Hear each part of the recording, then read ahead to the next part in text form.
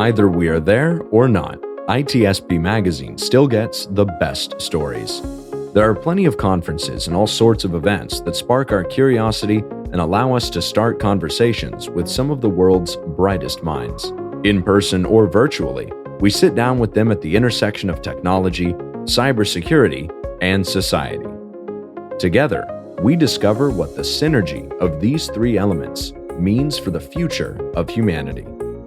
Knowledge is power, now more than ever.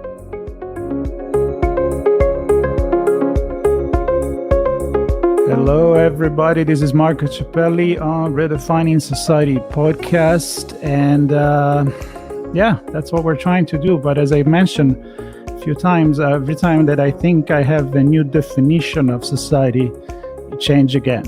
So times are going really fast with technology nowadays. I was actually hearing a story about somebody is having a podcast on AI, and there used to be a monthly update. Now it's weekly, and they're thinking to do a daily one. So that's how fast things are happening, at least on that side. There's another side of technology and society that maybe takes a little bit more time to move forward for a lot of reasons, because there is many players involved, and that it's in the smart city. And you have to put together different people at the table. Let's put it this way. And we've been talking with somebody on a prior episode, and we're talking with Branham, which is with us today from Peachtree Corners down in Georgia before.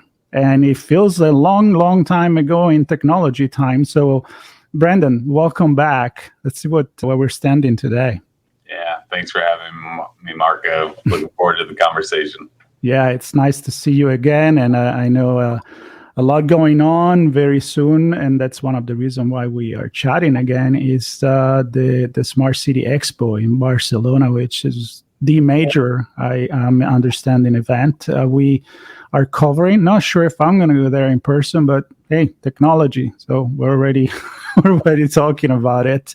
So today we're going to have a little update on what's going on at Peachtree Corners and the Curiosity Lab that you have there, and also what's going on with the smart city in general. But let's start with who is Brandon, and then we go from there. Yeah, no, it does feel like a lifetime since we got to chat last, especially around cybersecurity. But yeah, things have really been exciting, I think, since our last conversation in what's happening at the lab and some of the partnerships that we're starting to form. Probably one of the most notable ones, we kicked off a collaboration with Audi to really look at what connected vehicle has to do with the vulnerable road user. As up until this stage, I think there's been a lot of discussion around how the infrastructure plays its role in CV2X, and how do we preempt traffic signals for emergency vehicles? How do we improve efficiency using connected vehicle technology? But we're taking a little different angle with Audi and a company called Spoke. And what does this mean for cyclists, motorcyclists, pedestrians, maintenance workers who are mowing lawns on highway systems? And so through that partnership with Spoke and Audi, we're actually able to put an onboard unit on a bicycle, and now it's a connected device, and worked with Audi, and it's integrated into the dashboard. So on your heads-up display, you'll get an alert when there's a bicyclist behind you or coming from the side that maybe you can't see. So really raising that awareness for all road users. So super excited about that, because hopefully as here in the States, the FCC is still holding on to that last ban, and we need that final ruling to make CV2X a real probability. So hopefully these kind of scenarios and proving that this technology really does save lives helps push that over the edge. Yeah, well, for those that haven't heard before, tell us a little bit about your city, which I remember last time we started a conversation where I made a little joke about it's a fantasy town. It doesn't really exist. It's like this magical town where technology is adopted early on and we experiment. And What's going on there? Yeah, no, we are a city that says yes, no doubt about it. It was really born out of that history, as you and I talked about, how Peachtree Corners was really founded out of innovation, and things like the modem was invented here, the color printer. And so as a city, we looked at how do we play our role in facilitating innovation? How does the public sector get involved with that? So we created Curiosity Lab, which is a 5G-enabled living laboratory that sits within an existing 500-acre technology office park. And we put in the infrastructure to support both startups and corporations to really bring these emerging technologies in smart cities, smart buildings, smart mobility into that public realm where you are interacting with us as daily humans and all the variables that we bring to the environment, and wanted to set up that place that was purpose-built for companies that take advantage and remove the barriers that tend to be in the way. So put in that infrastructure, opened it up free of charge for companies to come and work alongside us to innovate and create what that future society looks like and how technology plays its role. Yeah, and last time we were talking about the difference between a small town that does this versus the big town, the San Francisco, the New York, the Singapore, or wherever. And in one of the last conversation I had with the Texas Alliance, we talked about Europe, for example, where you want to dig somewhere and all of a sudden you can't because some history pop up. And my city is Florence, so I'm aware of that. There is a reason why there is not a tube, a metro there. So in the news, we always see this resistance in a way. San Francisco and cars. It's now in these days in the news on how they had to stop these cars going around. I don't know the detail of it, but there was already a demonstration, like people that the fire department couldn't make the car move because it wasn't listening. So what you just said, the extra piece where we also as human, the scary part and the good part is we get connected to the system. So the cyclist, the person that is walking, and so that everything create that awareness that can make actually things a lot safer. But it doesn't happen in a day. So no, that's for sure. Why are not we there yet? Because it takes time and it takes more people. We've been on this journey. Just celebrated our 4th year of Curiosity Lab in September, and it is, I think, the difference with what we've seen a lot in the past with technology is it's disruptive. It's by one company and it kind of takes to the market and then it's adopted. But for a community, there's so many pieces that make up a community and how it operates, how it functions. It's a little different than us getting that new iPhone or Android that comes off the shelf and we can immediately adopt it, and it changes how we operate on a personal level. Whereas, you've got, as you mentioned, infrastructure. I was walking in the catacombs in France. I'm like, well, some of the stuff we're doing is never going to happen here because there's literally bones underground. But there are just so many layers to what makes up a city. And the older those cities get, the more challenging that gets. And so to layer these technologies into existing operating systems, to existing infrastructure, it takes time. It takes, champions within organizations. It takes breaking down silos between departments. So we see across in Asia, right? I mean, they are moving in the smart city space, and you're like, why is America so far behind? And some of it, it's funny because we are a leader, right, in a lot of areas in technology. But when you look at the smart cities realm, the politics of it are a little slower to move. And a lot of that's due to funding. I was just in Europe for a while and talking to a lot of cities there, and they're like, oh, well, we just got $20 million from the EU to go start this project. So that hasn't traditionally been here in the States. We're seeing some of that change with the IIJA bill. Monday, the FHWA pushed out a $40 million notice of funding for connected vehicles. So we're starting to see that investment at the federal level that a lot of mid and small size cities can't do on their own. Whereas, some of the larger cities, they have that money to be able to push this out.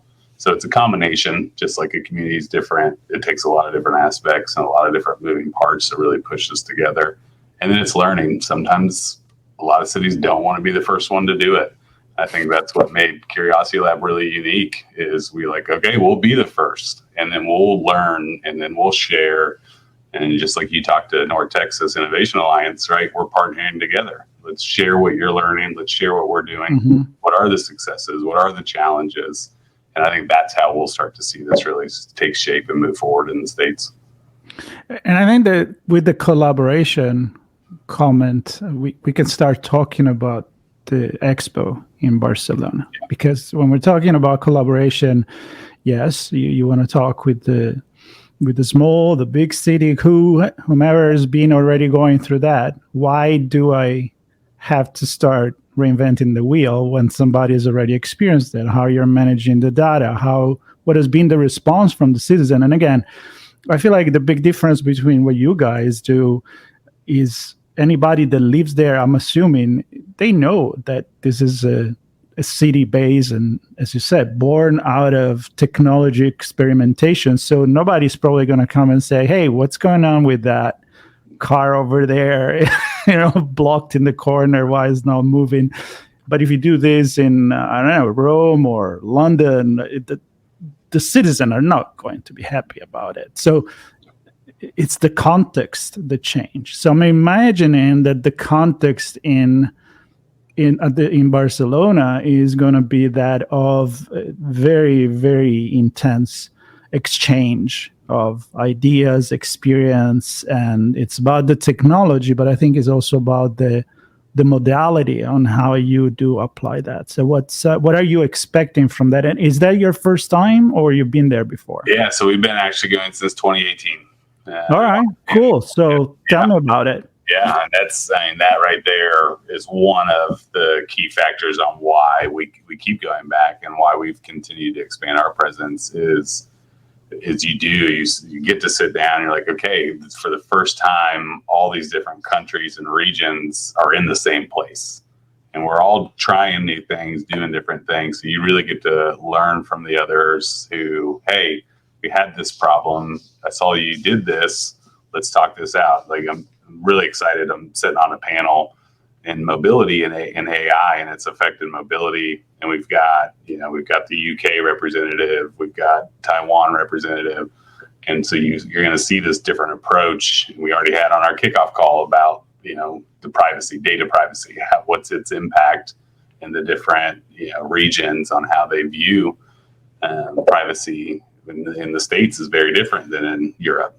It's a very different conversation when it comes to that. So you get to have those open forums because everyone is, really there to learn from one another. And then two, it's a great opportunity for us to be exposed to the things that are coming from the European, right? Climate tech, green tech was 2 years ago in Europe and is just now coming to the US.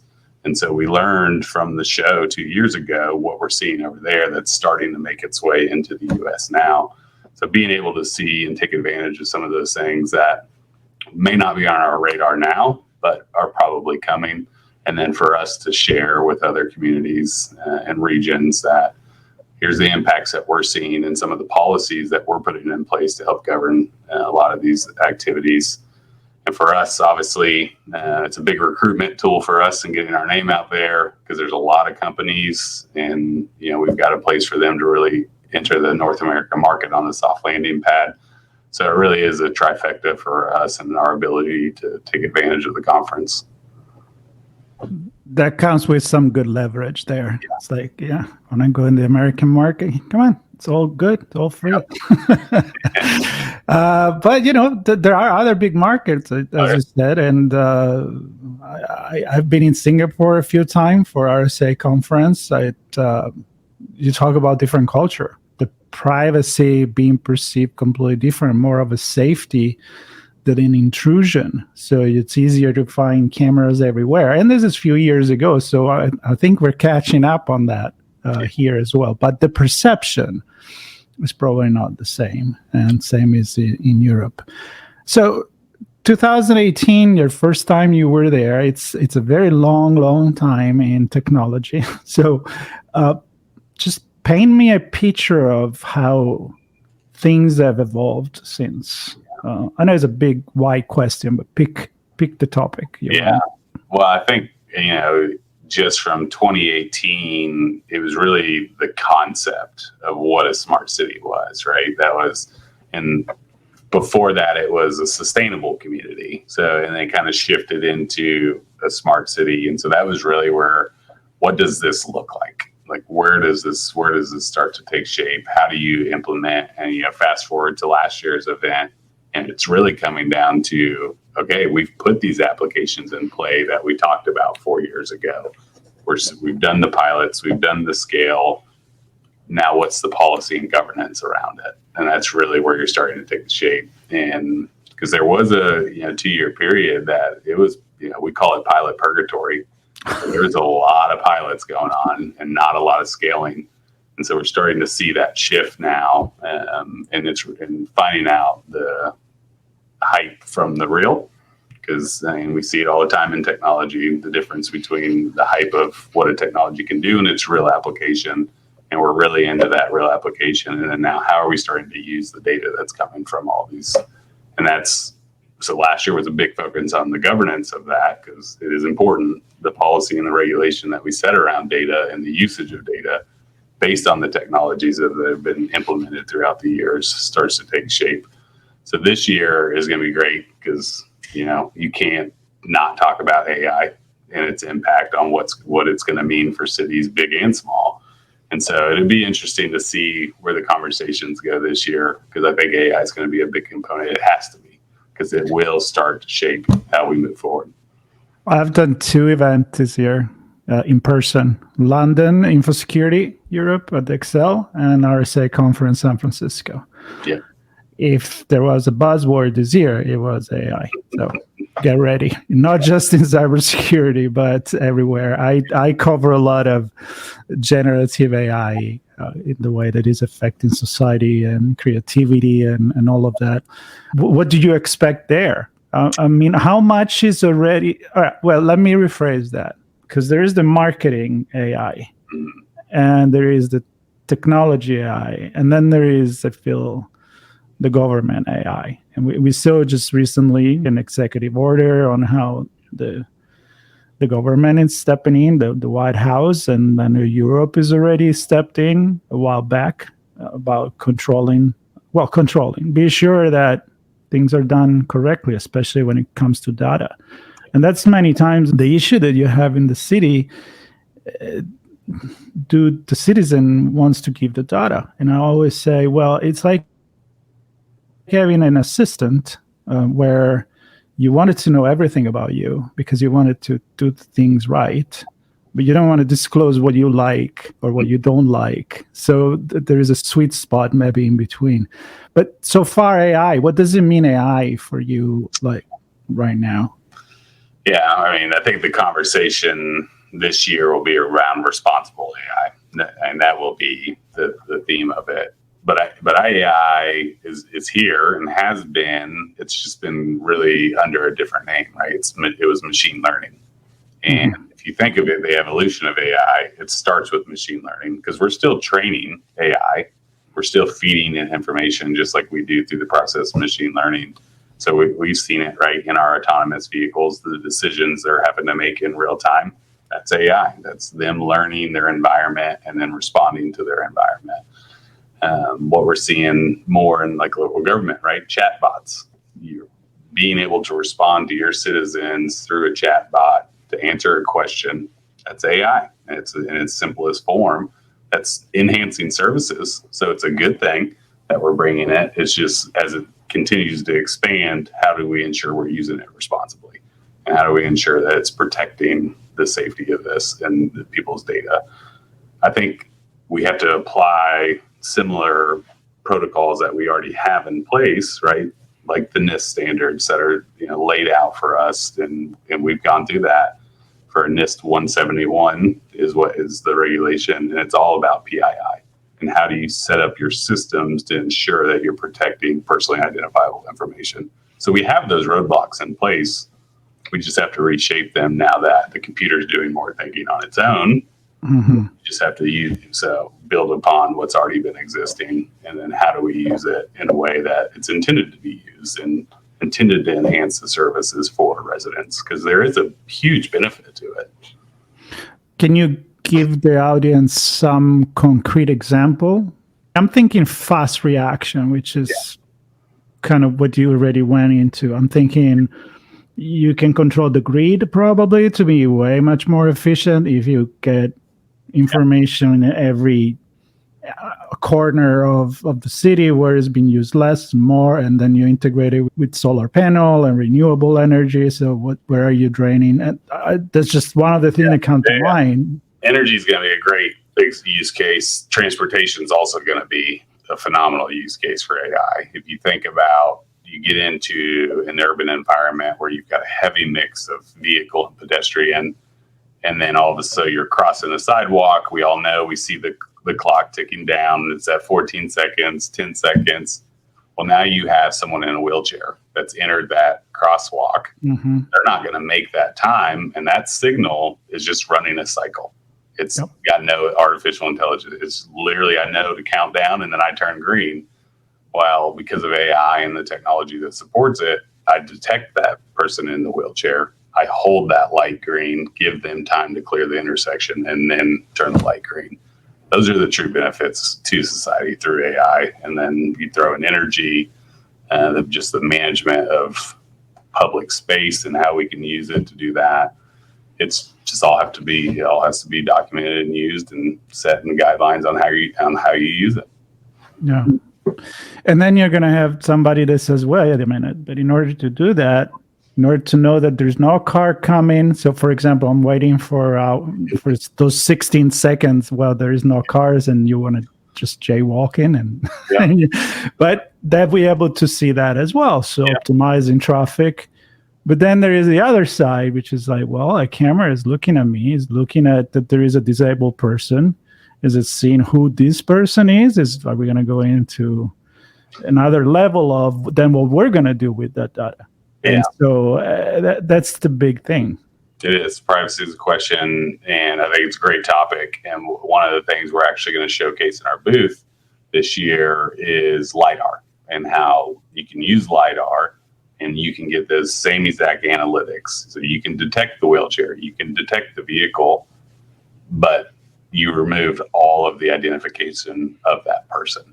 Right. And you added another layer, because now I have a 3D model of my intersection, and I can start to build simulations around development. What happens when new development and an increase in traffic and an increase in pedestrians?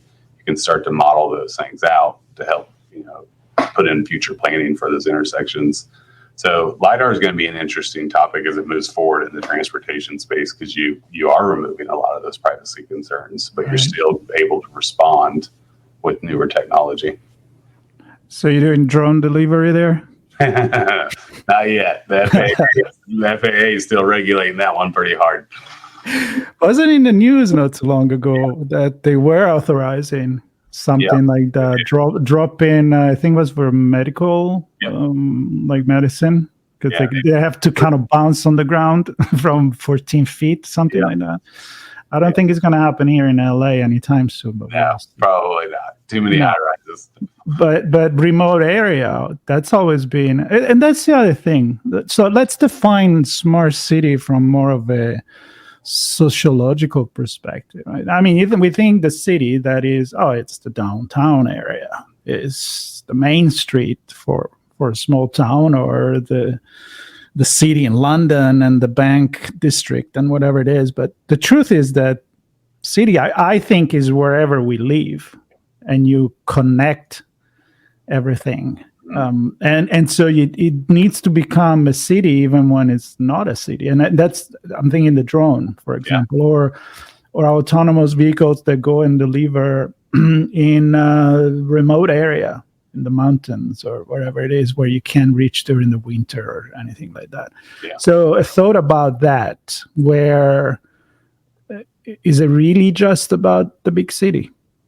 Yeah, no, I don't think it is, right? And if you think of what a smart city means, it's the use of technology, not the technology itself, to better the life of the resident.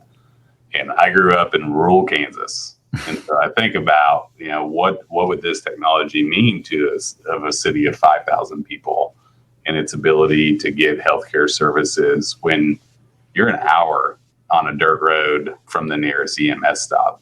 What if you could deploy a drone to get eyes on site to know and deliver medical goods? Mm-hmm. So these technologies play an important role in our rural communities just as much as they do our city. It's going to look a little different, right? Because the makeup of the city and the movement of the city is different. We've got a startup in our lab right now who's working on that very thing, autonomous medical delivery to rural areas. Super excited for him and what he's trying to do, because that is true. Like, we've got to be able to support every community, not just the big ones through this. Yeah. And telemedicine as well has always been an issue and a topic for a remote area. And I think it became even more during the pandemic. Yep. I mean, I honestly am still doing every single visit I can remote. Why do I want to get in the car and drive and be sitting on the 405 for who knows how long, where I can get it done? So I was having fun with a buddy of mine. He has a podcast, actually, an ITSP magazine, and all about on AI. And we were talking about the day that we could actually do our own test at home, like when you don't even need to go and you can do a blood test, but then there is a certain level of control system that's to come into place where you're doing things correctly in order to be relevant. And again, AI can definitely jump into that conversation. One of our startups just got FDA approval. They do at-home amiibo testing with your fingernail and your cell phone, and they just got FDA approved. So we're starting to see that enter the home. There you go. I love it. Let's do one last question, and then I'm going to let you go, unless you want to add something. You know what? At the end, I'm going to have you do the call to come to the booth at the Expo. So, but before I always have this kind of philosophical question in my mind, and you kind of went there, so I'm going to go with the question. So, do you need the technology to talk about a smart city? And what is the technology? Because I'm thinking ancient city, there's some that were smarter than other because they had the aqueduct, because they had the walls, because they have things that did work. So is really the concept of smart city related to modern technology, or is the way that you look at the life and the urbanistic of a city? I'm going to pick your philosophical brain here. Yeah, no, it's a great question. And as a CTO, of course, I should say you have to have the technology, but no. No, you can't. That's not the answer. That's the cop out. No, it's not, right? It's the thought process that goes around operations, goes around community planning, goes around the health and future of your city, and how you purposely build out and manage the growth and maintenance of a community. Doesn't have to be the technology at all. It can be an operational improvement inside of your building so that two departments start to operate better, that in return makes the life and growth of the city easier for both business and residents that are coming into it. Smarter people, right? Technology is technology. It still takes the people to make use of whatever it is, whether it's a piece of paper that's got a stamp of approval that goes through it, or it's a sensor hanging on a roadway. You still need the people who have the desire to push forward that community and be the smart behind smart city. Yeah. Plus, who makes technology anyway? Yeah. Great conversation. Once again, as I mentioned, I'm going to leave you a couple of minutes, whatever you need to tell people why you are excited about the Smart City Expo in Barcelona, and people want to come and visit your booths and what they're going to see, what they're going to find. Yeah, I'm really excited just to get the community together, to share, to open, have those good conversations around building cities of the future, what that means for all cities of all sizes. How do we play in the role of this together? How do we partner together to drive communities to further? Come see us in the booth. You'll get to see kind of the progression of Curiosity Lab, where we were to where we are now. We'll be showcasing some of the company's works that are here currently in the space. So you'll get to see a live feed of our major intersection over LiDAR. So come and see what that means for the future of LiDAR. And then, sit down, have a drink, and let's have some fun. Very cool. If people can make it, Barcelona is definitely a great city. A lot of art and culture over there. So with that said, Brandon, thank you so much for coming by. Always fun and an occasion to think. And I hope that our audience is thinking a little bit more about what a smart city is and what can we do, and how maybe instead of looking at things from one side, we should always look at different perspectives, because it's tough. And we didn't talk about legislation and politics and all of that, but that's okay. We can do that another time. So stay tuned, subscribe. There will actually be more episode based on the smart cities. Come back anytime you have some news. Always fun to talk to you. Thank you, Marco. All right, take care. And everybody else, subscribe, stay tuned. There'll be more conversation about what it means to live in this new analog digital society. Take care, everybody. We hope you enjoyed this episode of our on-location conversation. If you learned something new and this podcast made you think, then share itspmagazine.com with your friends, family, and colleagues.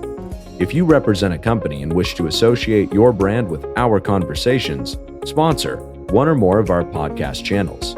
We hope you will come back for more stories and follow us on our journey. You can always find us at the intersection of technology, cybersecurity, and society.